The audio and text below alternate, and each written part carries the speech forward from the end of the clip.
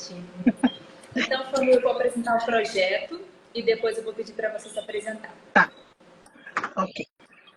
Gente, essa é mais uma live do Cinema em Movimento, Circuito Universitário. Para além das sessões de cinema, sempre levando filmes com temáticas sobre direitos humanos, filmes importantes, com temas que a gente acha que sempre já sabe ou sempre ouviu falar, mas sempre tem alguma coisinha a mais para a gente saber do tema do filme. O Cinema em Movimento é feito pela DPC Filmes, patrocinada pela Petrobras, pelo Link. É um projeto que está acontecendo no Brasil todo e graças, né, a gente tem essa ferramenta das lives que proporciona a gente se encontrar com pessoas de outro estado. Isso é muito rico, né? Isso é muito importante também. A gente sair só do nosso território geográfico aqui de um estado e estar podendo conversar com outra pessoa.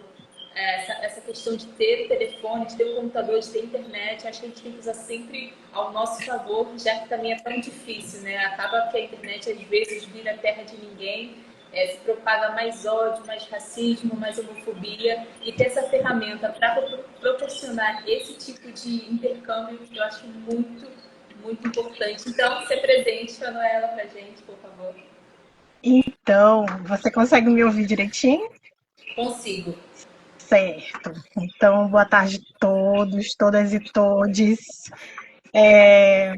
Eu me chamo Fanuela, eu sou aqui de Manaus, aqui no Amazonas, e sou pesquisadora, sou professora, sou pedagoga, sou relações públicas, e no momento faço mestrado na Universidade do Estado do Amazonas, também curso uma especialização em educação museal, e eu pesquiso no momento sobre a ciência dos povos de terreiro, né? Na defesa de que a ciência dos povos de terreiro é uma ciência válida e possível também para ser base filosófica, base epistemológica para o ensino, né? Para a educação, para a formação de professores. E essa é a minha temática, né? Então, peço licença aos meus mais velhos, aos meus mais novos, a partir desse momento, para a gente começar o nosso diálogo, né? Com toda a axé, toda a energia. E é isso. Achei, então. Como o filme Vozes Negras é forte, né? Sim. Como eu fico vendo aquelas três mulheres de linhas de pesquisa diferentes, né? De linhas de trabalho diferentes, que fizeram um movimento e participaram de um movimento que, nossa, imagina, se hoje em dia é difícil, imagine em 78, né? Nossa. E as falas delas são tão atuais, né? Esse curta, ele tem as imagens de 2003, 2004. E se a gente pensar hoje em dia, assim, a mudança está sendo, mas está sendo ainda aos trancos e barrancos, né? A Jurema até fala no final, espero que melhore daqui a uns anos, né? Nossa, imagina ela hoje em dia pensando nisso, né? E também são três mulheres que estão aí até hoje lutando, né? De alguma forma. Exatamente. Me diz o que soltou os olhos, assim, você assistindo esse curta, o que te marcou, o que faz referência também com a sua vida, enquanto uma mulher também, uma mulher preta.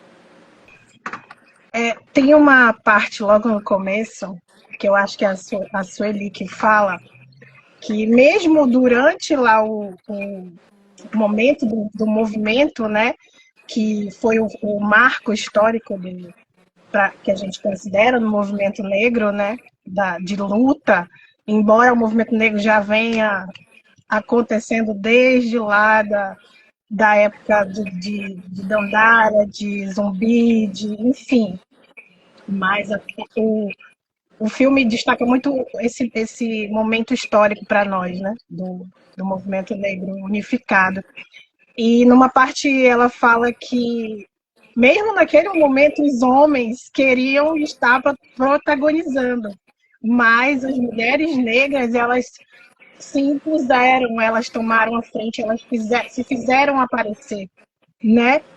Também estavam ativamente participando. E nós somos assim, porque como a gente é base da pirâmide ainda na sociedade, a gente acaba ficando lá na base e não é mais o nosso lugar, não é mais a base, né?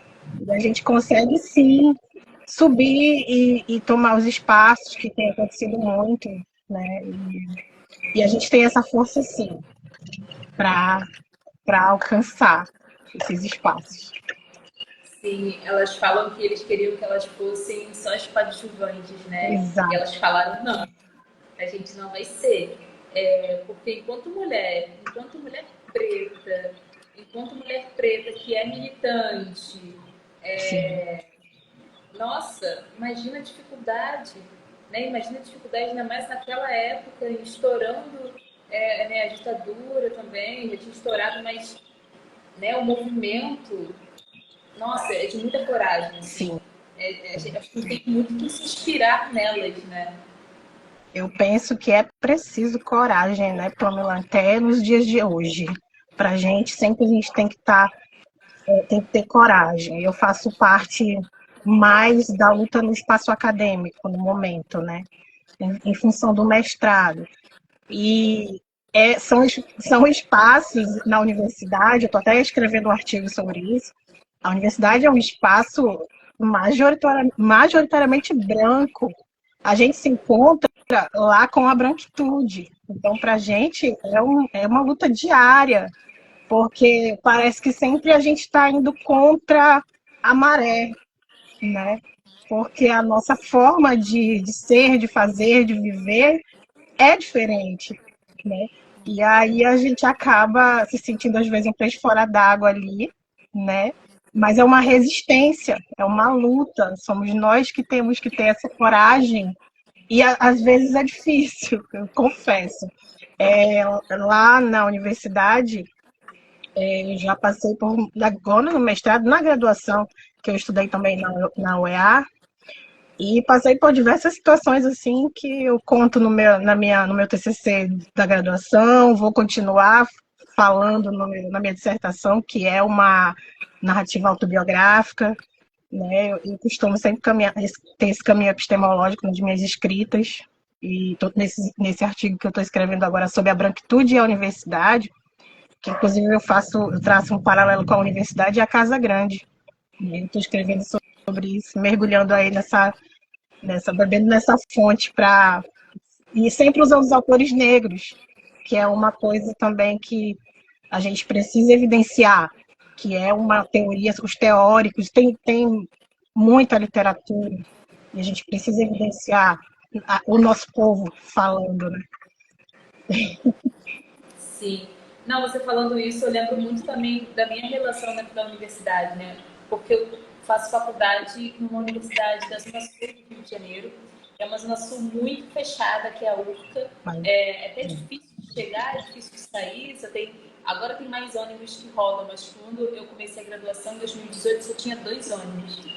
E quando eu chego no curso de teatro, que também não é um curso assim tão acessível, não é um curso que chega tanto em todas as classes sociais, em todas as camadas dentro do Rio de Janeiro, eram poucas pessoas pretas na minha turma, né? Uma turma de 25, acho que 5 ou 6 pessoas pretas, não lembro a quantidade exatamente agora, mas era muito pequena. Em toda a escola de teatro também era muito pequena.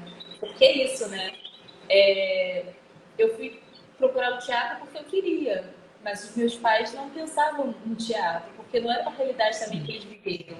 Eles não viveram ter aula de canto, eles não viveram ter aula de algum instrumento, eles não viveram ter aula de dança. Eu fiz balé quando pequena também, porque era um projeto social da creche, que era também um projeto social onde eu estudava.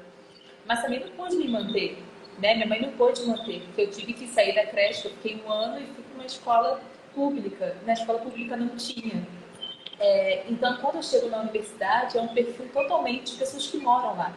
Eu morava 2 horas e meia da faculdade.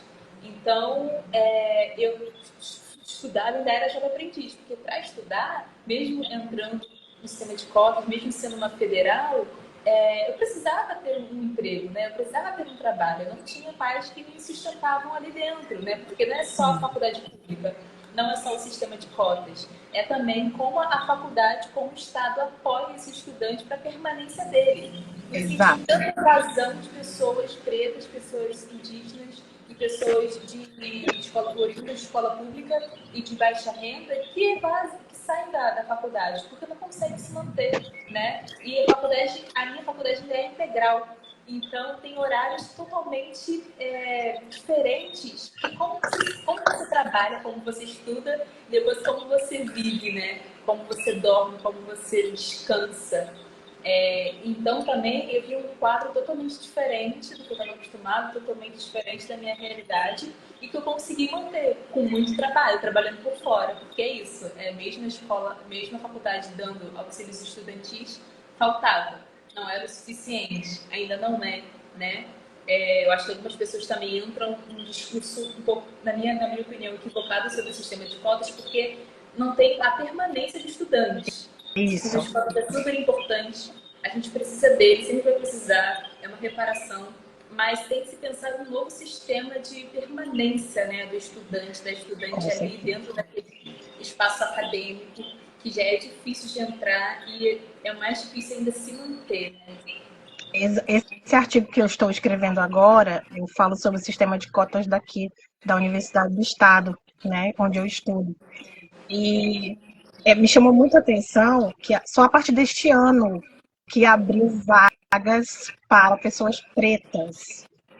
Mesmo assim, são pessoas pretas. Lá tá PP, né? E a quantidade de vagas, pasmem, 0 vagas, tá lá no edital. Isso me deu uma inquietação muito grande, por isso que eu estou escrevendo sobre isso, né? É quase uma denúncia mesmo. E um alerta para que a gente pense, né? Por quê que é 0 vagas? Curso de pedagogia, que foi o curso que eu fiz lá. 0 vagas para pessoas pretas. Ou seja, você vai ter que ir pela concorrência geral, né? E aí, qual é a representatividade negra que a gente vai ter num curso de educação? Que vai formar professores que vão educar crianças e jovens. Então, isso é muito sério, eu achei isso muito sério.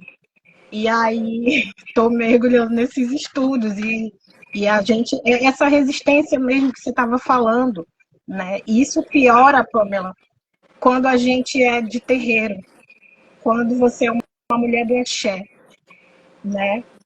Quando você assume isso, você dá a sua cara para a sociedade, e é mais difícil ainda, entende? Porque entra a intolerância, além do racismo institucional, estrutural, enfim, você ainda enfrenta a intolerância religiosa. Sim, eu fico muito feliz. Eu fico muito feliz quando eu estou na universidade e eu vejo pessoas usando seus contrebuns, usando suas roupas brancas, usando suas contas, pessoas que acabaram de sair de algum processo religioso, estão lá na faculdade e os professores aceitam, né? Tudo bem você estar com essa vestimenta, tudo bem você estar com essa roupa, tudo bem você ter que se privar de algum exercício, né? Porque o teatro é muito toque, é muito, né, muito corporal e às vezes a pessoa não pode fazer determinadas ações. E eu fico muito feliz quando eu vejo essas pessoas tendo coragem de fazer isso. E dentro de uma escola na Baixada Fluminense, de uma escola de crianças 90% pretas, eu sofri intolerância religiosa. Eu levei um tapa na cabeça, num lugar que eu jamais poderia levar. E não aconteceu nada, tudo bem, passou. Mas caramba, porque uma criança da minha idade, ela era um pouco mais alta do que eu, por isso que eu não consegui me defender, mas porque uma criança da minha idade dá um tapa em outra criança por achar que ela ficou careca, por achar que ela tá com alguma coisa, e eu não tava com muita coisa aparente, eu tava só com minha roupa, com meu uniforme, com um paninho enrolado no meu quelê, que para quem não sabe é uma ponta um pouco mais grossa, um pouco mais presa ao pescoço, e uma touquinha branca, que eu falei, não, vou botar touca. Minha mãe, não, bota uma touca, porque a escola não vai se importar, vai ser mais fácil, ninguém vai te zoar. Mas todo mundo sabia que eu tava careca, porque eu tinha muito cabelo. E aí aquela touca, se dava num calor de, sei lá, de 30 graus, eu de touca, todo mundo sabia que tinha acontecido alguma coisa. E como, né, o que leva uma criança a fazer isso, né? Eu acho que os pais, dentro de casa, é o primeiro lugar que a criança tem que ser não racista ou antirracista, né? Porque os pais têm essa primeira função, depois disso vem a escola. E a escola acho que nem ficou sabendo, nem aconteceu nada. Eu só passei por aquilo e rezei para não acontecer de novo. Então, são várias camadas, né? Em momento, a intolerância Isso. religiosa atinge a gente em outro lugar, né? Um lugar mais precioso, assim, eu acho. Sim, com certeza. É verdade, Pamela. E é interessante a gente pensar sobre. Eu sou da área de educação, né? Então eu levo tudo muito para esse lado. A gente vê que os professores da educação básica, enfim, até o ensino superior, não estão preparados para essas questões, para trabalhar as questões raciais. Né? Eu fiquei feliz com essa política pública do governo agora, que vai preparar, está oferecendo curso sobre relações étnico-raciais para os professores e para as pessoas. Mas eu fico me perguntando, será que eles estão se inscrevendo? Porque anuncia lá, né? Inscrições abertas e o curso é EAD. Eu penso que esse curso não deveria ser EAD, entende? Isso precisaria ser presencial. E porque as pessoas precisam se olhar suas cores, olhar suas diferenças, a diversidade que existe na sala, na equipe pedagógica, né? Eu achei um pouco complicado. Gostei muito dessa iniciativa, mas achei complicado ser à distância, né? É devagar o processo. A gente encontra muitos obstáculos, muitos, Sim, já é tardio, né? Já é um processo muito. tardio que a gente, sabendo que vai ser dessa forma, se vai ter tanta qualidade, né? É, vamos ver, né? Como é que vai ficar aí esse curso. Mas são passos lentos, mas a luta ela não pode parar, né? Eu sempre digo, a luta é diária e a gente tem que estudar muito para estar sempre preparado, munida, né? Eu penso que, principalmente para nós, mulheres negras, o conhecimento ele é munição, ele é escudo, ele é arma de luta, né? Eu escolhi esse campo da educação até porque o movimento negro unificado também escolheu esse campo como o principal de luta e né? Porque é ideológico, né? O racismo estrutural, a democracia racial, é ideológico todo esse processo e ele precisa ser quebrado, né? Com isso, ele precisa ser dissolvido, precisa ser denunciado, principalmente, né? E tomara que esse curso aí sobre as relações étnico-raciais na educação já tenha algum resultado, né? Sim, e que realmente mude, né? Porque se a gente não tem pais que se preocupam com esse primeiro ensinamento para os seus filhos, né? A escola acaba tendo esse dever, né? De tentar fazer alguma coisa. Eu sei que já é muito difícil para os professores dentro das escolas públicas, não posso falar das particulares, porque eu nunca vivenciei, mas a escola pública às vezes tem tanta ainda, né, carência de algumas coisas. Temos professores que eu digo que, nossa, o que seria de mim se eu não tivesse passado pelos professores que eu passei, que eram professores muito comprometidos, assim, de ultrapassar aquela grade curricular, ultrapassar só aquilo que o governo queria que fosse ensinado, né? Porque eu venho de escola estadual, de CIEP, de Brizolão. Então, eu via professores muito ali focados em conseguir passar um pouco além. E ainda tem essa tarefa também, né, de estar ali com a criança, com o adolescente, para além dos muros da escola, né, para entender para além só do campo escolar, do meio da educação, mas também do meio da sociedade, né. Pamela, é engraçado, você falou que não tem como falar da escola particular, né? O meu processo já foi bem diferente. Eu nunca estudei numa escola pública. Eu sempre vim da trajetória em escolas privadas, em uma única escola privada. E uma escola aqui de Manaus muito, muito conhecida, muito famosa e assim, frequentada muito pela elite da sociedade aqui. Né? E eu estudei a vida inteira nessa escola, então eu estudei junto com a branquitude. Eu só vim entender que eu era uma mulher negra lá na universidade, na minha segunda graduação. já há uns, que foi em 2019, pouco tempo atrás, que foi quando eu me percebi, né? Eu digo, epa, né? Então, por quê? Porque eu vim nessa convivência cultural, ideológica, simbólica, branca, né? E aí, meu pai é um homem negro, ele estudou na escola pública, e ele não queria, ele queria que a gente estudasse, eu e minha irmã. Na cabeça dele, ele achou que a gente ia ter uma melhor qualidade lá na privada, então ele fez um esforço muito grande a vida inteira e me deu essas condições. Eu tive condições. Então hoje eu me sinto assim, um dever, sabe? Um dever assim. Eu tenho isso muito forte dentro de mim.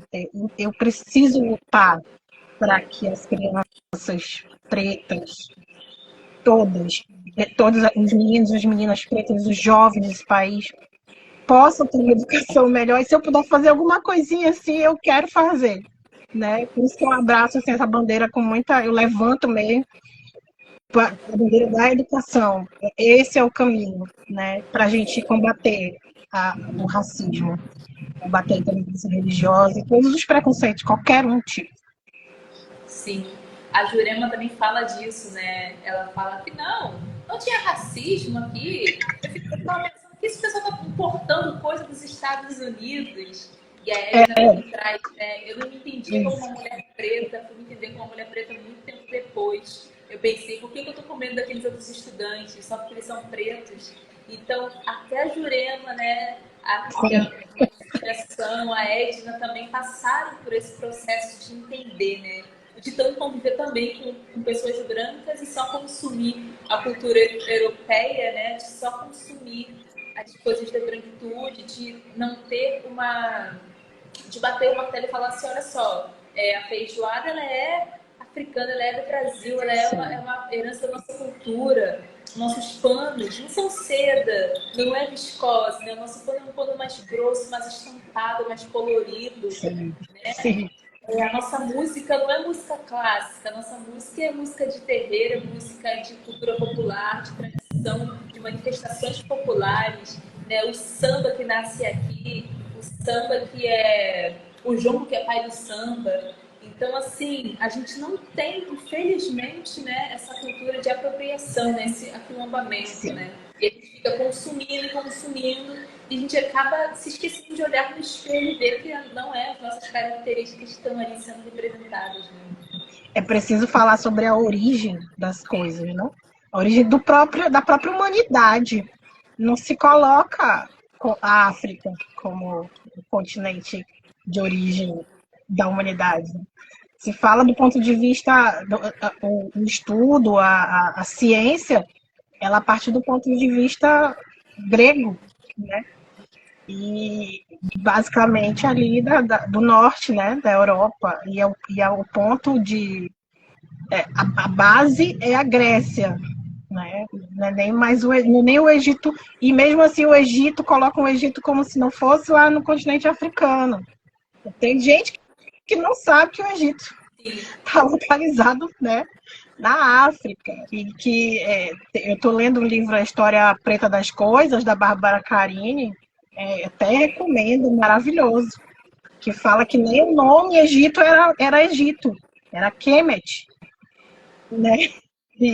Mas tudo é nomeado pelo olhar europeu, né? Eles nos nomeiam, eles ainda nos colonizam. E aí a gente vai entrando pela contracolonialidade, né? Que é a teoria do Nego Bispo, Deus o tenha, salve Nego Bispo. Salve.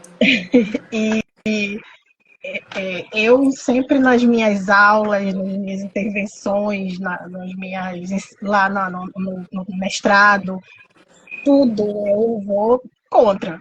É contra colonial mesmo. Só assim talvez a gente consiga chamar atenção para essas nossas lutas, né? Eu penso assim. Sim.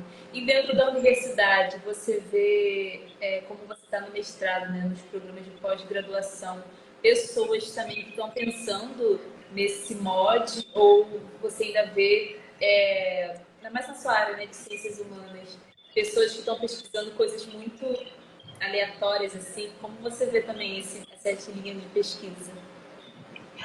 Sobre a negritude, você não vê nada. Eu ouso dizer isso, né? Ainda está muito no campo do técnico, né? Mas existem, como lá no meu curso, no mestrado em Educação e Ciências na Amazônia, nós temos uma linha que é a linha pós-crítica, né? A gente fala da filosofia da diferença. E aí lá a gente tem uma abertura, mas não são todos os programas de pós-graduação que têm essa porta aberta para nós, pesquisadores das relações raciais, né? Principalmente mulheres, homens negros, que às vezes nem se reconhecem como tal, né? E aí, pouquíssimo, para ter uma ideia, a primeira, e foi feita uma pesquisa recentemente lá na UEA, o meu TCC, que eu defendi em 2022, foi o primeiro na história da Escola Normal Superior, que é a nossa unidade onde tem as licenciaturas. Foi o primeiro, desde a universidade tem 23 anos, é uma universidade muito nova. Mas o meu foi o primeiro que fala sobre racismo e questões raciais. Imagina, esse dado para mim foi alarmante. Foi uma pesquisadora, foi um pesquisador, na verdade, que ainda está na graduação lá. E ele fez essa pesquisa, teve mais uma também, ou seja, já começou a surgir outros e a gente vai, né? Às vezes eu me pergunto, sabe, Pamela, quando eu estou lá, quem vai me ouvir? Será que alguém aqui dentro vai me ouvir? Para quem eu estou falando? Será que eu já várias vezes já me peguei falando? Eu acho que eu vou falar com a parede, não sei, mas um professor meu lá, ele falou, pode ser que até fale com a parede, mas vai bater na parede e vai ressoar, vai se espalhar. Então, alguém tem que começar, alguém tem que falar, denunciar, reivindicar, estudar sobre a negritude. Que agora a gente já está lá nos espaços, já está conseguindo, e nós que a gente é tipo, eu me sinto muito uma linha de frente, assim, sabe? Mas me sinto muito forte, porque eu carrego os meus ancestrais comigo, eu carrego a força deles e eu me sinto muito forte, muito feliz de estar naquele ambiente, sabe? Para mim, eu não gosto muito dessa palavra, mas é um privilégio mesmo, isso é fato na nossa sociedade, né? Pouquíssimas pessoas acessam, essa realidade é dura, mas quando a gente está lá, a gente tem que fazer e lutar mesmo, onde a gente, qualquer espaço que a gente alcançar, desses que a branquitude domina. Sim, nossa, esse relato, 2022, né, o primeiro. Sim. Esse dado e o dado de ter zero cotas. Sim, olha só. Que você fez.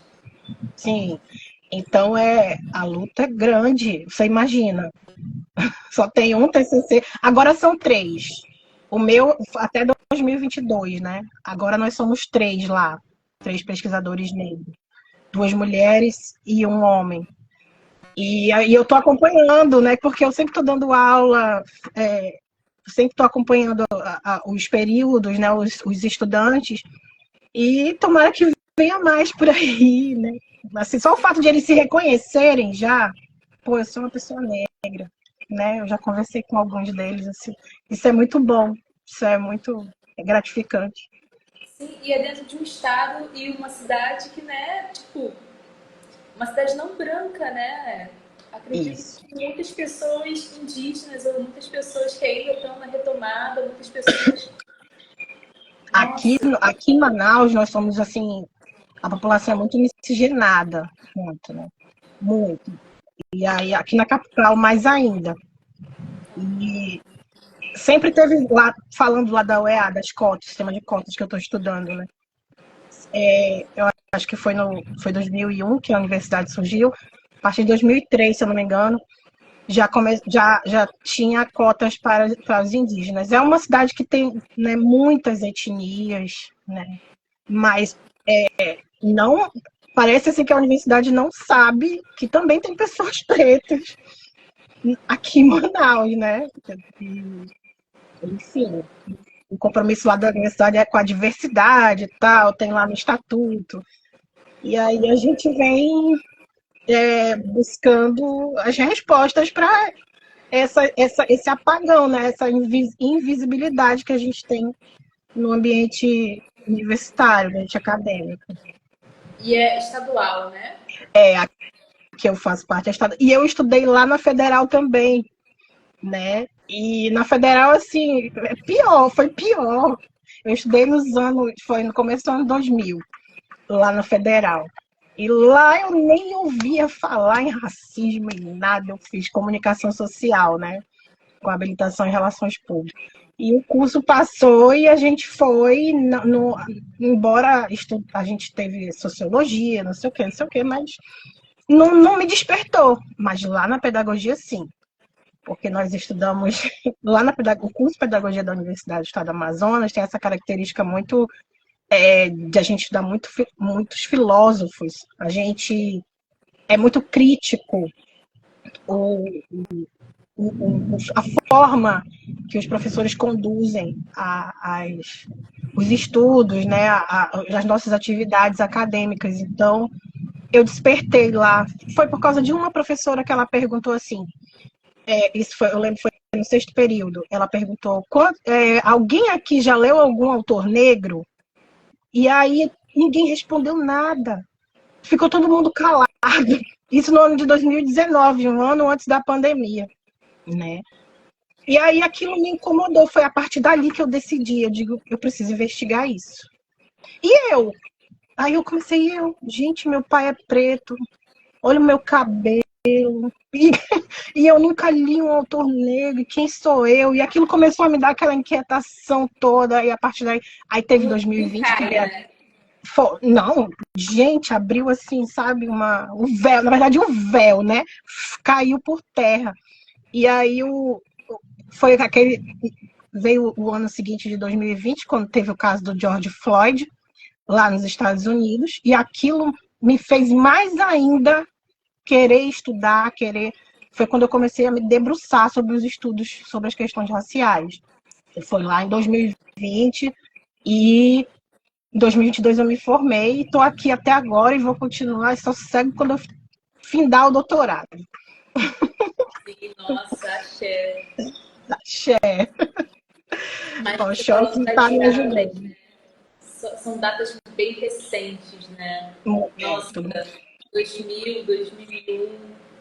Mas, Pamela, se a gente parar para pensar, desculpa te interromper, se a gente parar para pensar, toda essa questão das relações étnico-raciais são muito recentes.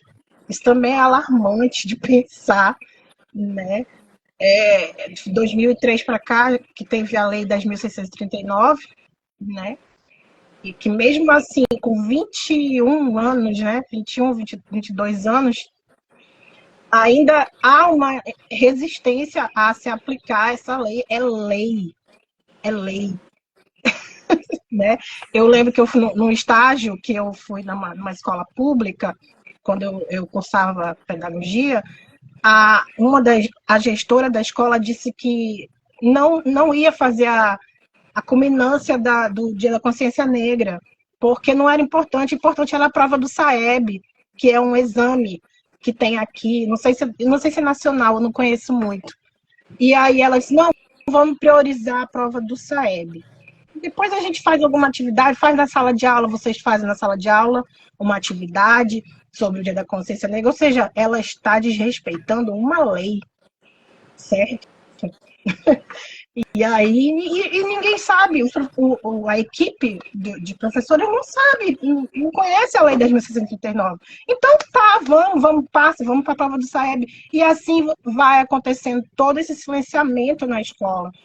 E assim o racismo vai se perpetuando na sociedade. Né? Sim. Não, total, né? É muita coisa. Agora a gente tem o dia 20 de novembro como feriado nacional, né? Porque ele não era considerado feriado nacional, era só em alguns estados. Até hoje né? Esse ano que passou mesmo, tinha pessoas falando por que desse feriado, você trabalhar e continuar a vida nesse feriado.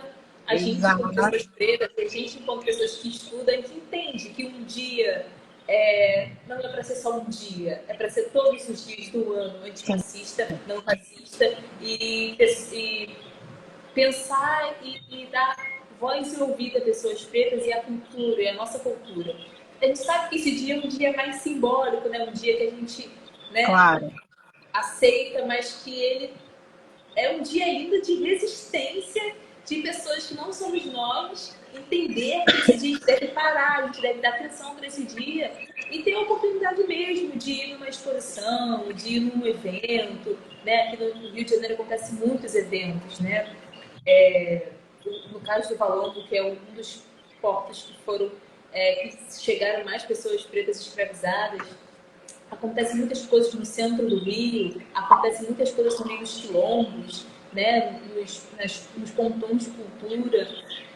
Para as pessoas que não têm esse acesso à informação, que não querem ter esse acesso, que não estudam, para irem, para ver, né, usar o dia 20 de novembro para ter um pouquinho mais de conhecimento, talvez mudar o pensamento sobre isso, né? Então, imagina, dentro das escolas a gente não ter isso, né? O quanto é grave, o quanto um desrespeito, né? Sim. Existe nas escolas ainda esse costume de só se falar sobre os negros, a luta dos negros, a história da África, a história afro-brasileira, apenas no mês de novembro, né? E a educação antirracista, ela defende que não é só no mês de novembro, é no planejamento todo, é no ano todo, é nos recursos visuais, nos planos diários, né? Não é só em novembro que se fala, não é só por causa do Dia da Consciência Negra, né? É uma das questões que a educação antirracista levanta. Mas a gente sabe que não é uma realidade ainda, né? Que é pouco. Sim. Mesmo nesse um dia, às vezes ainda é difícil. Ainda vem uma gestora, e isso deve acontecer no Brasil inteiro, não é só, né? Essa foi uma das coisas que eu presenciei, eu já presenciei horrores aqui, Pamela. Nossa, tem muita coisa para mudar ainda. Tem. Aqui em Manaus, aqui no norte, a gente precisa lutar muito. Mas a gente já tem um movimento negro aqui no Amazonas, a gente tem no teatro, na questão das religiões afro-brasileiras, né? A gente tem festas aqui na nossa praia, a gente tem uma praia de água doce, aqui a praia da Ponta Negra, onde tem duas grandes festas, que é o da Iemanjá, de Oxum, né? Também a gente já tem escritores, e, enfim, na academia também, alguns intelectuais, já que estão alcançando esses patamares de mestrado e doutorado já, e a gente, embora sejamos poucos, mas a gente já está gritando, a voz já está começando a ser ouvida.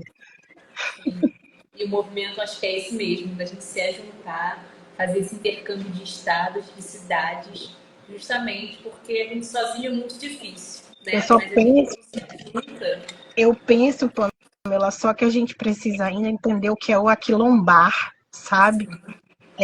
Que isso aí o movimento negro, tanto aqui no estado do Amazonas, quanto no Brasil inteiro, a gente precisa entender mais o que é esse conceito do aquilombar, se juntar mais. Esse filme, o Vozes Negras, ele é importante até como recurso pedagógico para a gente levantar essas questões nas escolas para os nossos jovens, né?